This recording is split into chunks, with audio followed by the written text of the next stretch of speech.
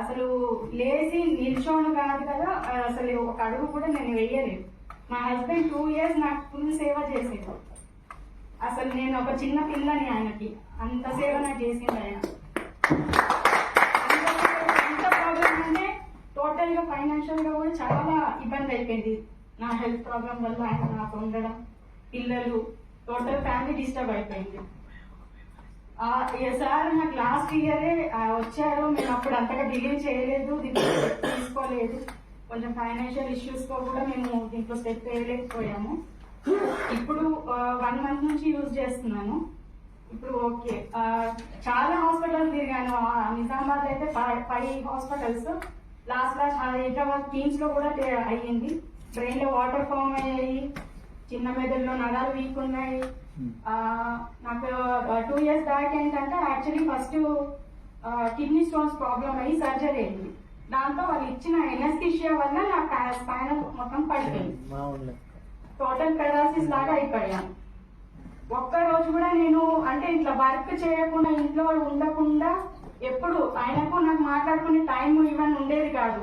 ఆయన బిజినెస్ అయినది, నా పనులు నాకు, నేను బ్యూటీషియన్, నా బిజినెస్ నాకు. అట్లా ఉన్న లైఫ్ ఒక హాస్పిటల్, అసలు హాస్పిటల్ సిచ్యువేషన్ వస్తుంది అనుకోలేదు. ఆ టైం వచ్చేసింది, టోటల్ డిసప్పాయింట్ అయిపోయినాము. టోటల్ ఫ్యామిలీ అంతా కొలాప్స్ అయిపోయింది. ఇప్పుడు ఈ బాడీ నుంచి నేను ఓకే. అట్లాగే మా సార్ కూడా కొంచెం సయాటికా ప్రాబ్లమ్ సార్ అన్నట్టు ఆయన కూడా 1 year ఫేస్ చేశారు. ప్లస్ నాతో ఉండి బాగా ఆయన వీక్ అయిపోయి నిద్ర లేని రాత్రులు చాలా. అసలు మొబైల్స్ పట్టుకొని తెల్లారులు కూర్చునేటోళ్ళు.